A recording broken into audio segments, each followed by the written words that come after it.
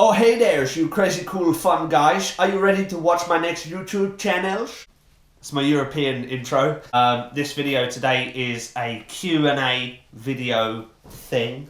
I'm new to YouTube, but I see a lot of people do this. Get people to ask questions on Twitter and Facebook, and then you answer them via the medium of a YouTube video. That's happening right now. I did that. Sorted that out. Kushti. So, yeah, I'm going to answer some questions. I'm going to try and be as truthful as possible. I've had a look through a few of them and probably not going to answer a few of them, you weirdos. So, the first question is from Dan S. Dan S asks, what did you do before Vine/social media blew up for you? I did loads of jobs. I was a jack of all trades, master of fuck all. But no, I guess for 10 years of my life I was a window cleaner. I was just doing that, and then I started to get into stand-up comedy and stuff, and that sort of then led on to the social media thing. But yeah, before that I was just, you know, anything that made me a bit of money. That's nothing dodgy. Next question is from Tristram P. Joe, what was your first ever Vine?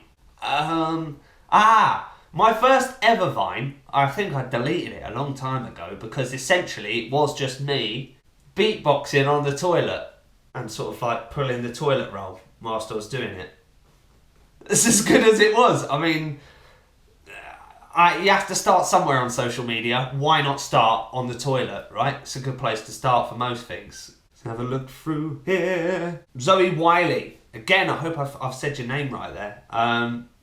Joe, will you ever come to Northern Ireland or Belfast? I don't see why not. Buy me a plane ticket. I'll come over and see what Ireland's got to offer. I've been to Dublin. I went to the Guinness factory. Next question is from Sam. This seems to be a popular question.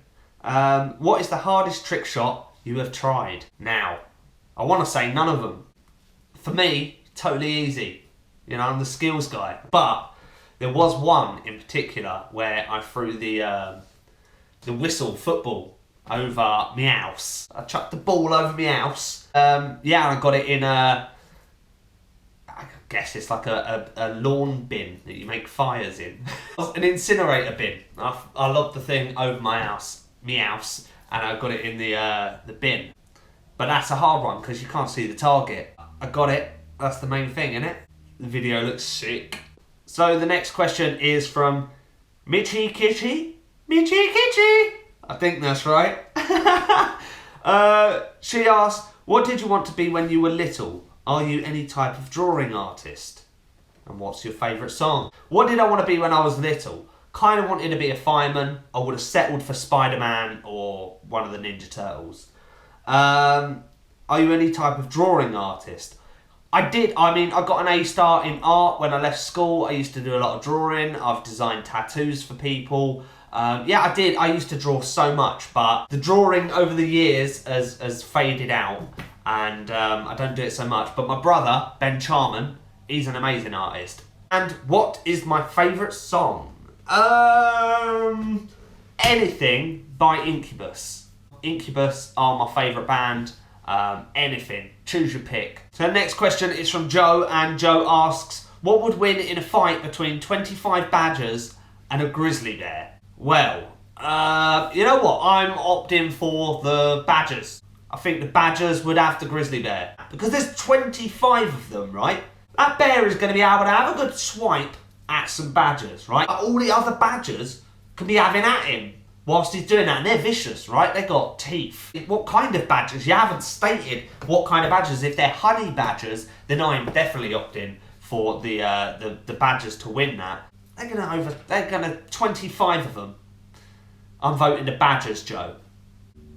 Next question is from Hugh Samuel. Thumbs up, friend, for Hugh Samuel. Hugh Samuel asked me, obviously, where do babies come from? Now, Hugh, we've spoken about this, mate.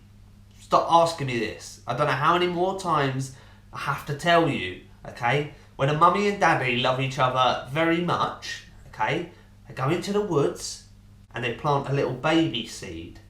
Plant that in the ground near an oak tree. What happens is the seed goes up inside the tree, right? The baby grows into like a little pip. Then it grows as an extension off of the tree, right? Covered in honey. And then an eagle, not a stork. That's, you know, when you see a stork, that's rubbish in the cartoons. But then an eagle picks it up and he returns it back to the mum and dad 9 months later after they planted the seed in the woods. It's not that complicated, Hugh. Read a book, man. Jesus. So the next question is from Mr. Key and Toomey. Wait, Mr. Key and Toomey, friend. Thumbs up, friend. He asks, on a scale of 1 to 10, how much would you treat Facebook like your job and why? Good question. Yeah, of course I treat Facebook like a job. I treat all my social media is my job completely and utterly now. Like, people just see me chucking stuff about and assume that that's what I do and I get to have a fun time, but I mean, it is fun, don't get me wrong. I fucking love my job. I have the best job in the world, working with the best people in the world, but yeah, it is nonetheless a job. I am in this office a lot of the day sending emails. I'd like to be going out making videos, but I'm just so swamped by social media. So yeah, it is not just Facebook. Every element of social media is my job. I try and get involved in as many things as I possibly can. So yes, Mr. Key and Toomey, thanks for your question, mate. So the next question is from Ben Charman. We share the same second name.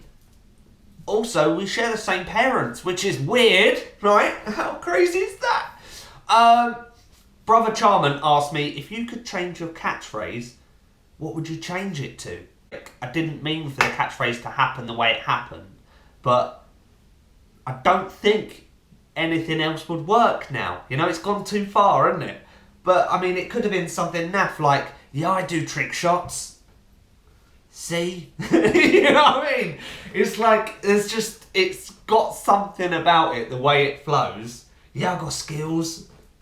What are you going to do about it? It's like, it has a beginning and an end. Like, yeah, I'm going to chuck this. Bullseye. You know, I just don't know. I just don't know what it could be. So no, I'm quite happy to keep it as, yeah, I've got skills. Anto Sharp. Oh, thumbs up, Anto Sharp, friend. Anto Sharp asks, if I buy a tandem 2-seater bicycle, would you, and if so, when, would you ride off into the sunset with me? Anto, you know what, mate? It's just a case of you buying the bike. You buy the bike, take a picture for me, send that to me, right? I'm ready to go. I will, providing, you know, it's a good sunset. If we're riding off into the sunset of like Skegness, Scunthorpe, not happening, mate. Not happening. But if you can guarantee sun, sea and sand, I'm all over that shit, Anto. Let's just fucking do it, mate. Next question is from Jack Mate. Thumbs up, friend. Jack Mate, popular YouTuber. Jack asks, alright, Joe on Vine, my question is, which skill took the most takes? Also, Stephen Avery, guilty or not guilty? Oh, I love you too, Jack. You know what? I've already answered the skills takes one. The ball over the house, purely because I couldn't see it. Ball over me house. Me house. Stephen Avery, guilty or not guilty? If you haven't seen Making a Murderer, gotta go and see that. Brilliant documentary. I would surmise that he is not guilty. But, you know, weirder shit happened. You know, he might just be the most passive-aggressive murderer, and you just sort of side with him and his little docile bearded face. I'm going to say not guilty. I've believed that he's not guilty the entire time. Schaefer Bates asks, oh, thumbs up, Schaefer Bates, friend. Schaefer asks me, who would win in a fight between Aaron Kraskell, Mr. Key and Toomey, Anto Sharp, and the Stuggy Bear? Anna Crabstick and him. Yeah, I'm voting the Crabstick, mate. In fact, you, Kian, Anto and Stuggy could all team up, and I don't think you could take on the might of the Crabstick. You know, because I've had food poisoning from a crabstick before. It's not even real crab. Fucked me up. You guys are done for, alright? Crab stick all the way. Viva la crab stick! Scott Crossley asks, oh, I know Scott.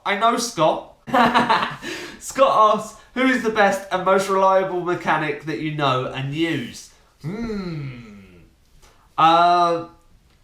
Would it be Scott Crossley, perhaps? My mechanic has tweeted me a question.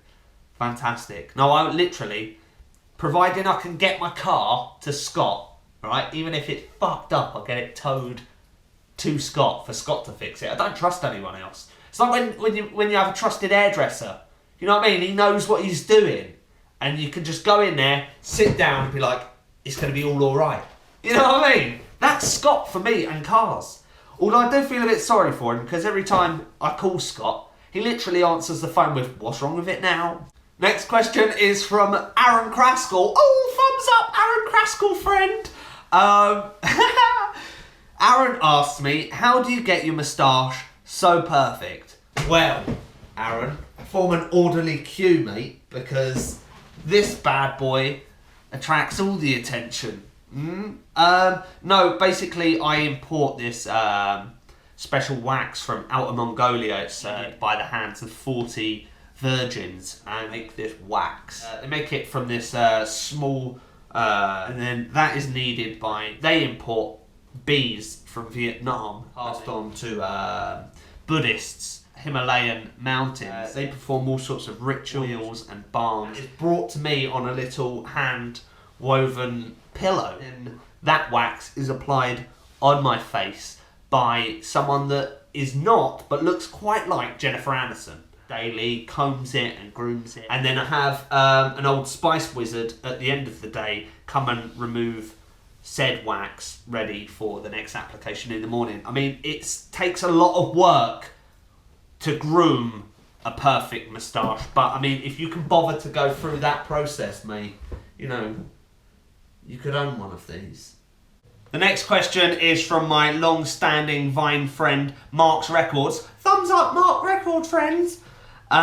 His question is, hey Joe, where you going with that gun in your hand?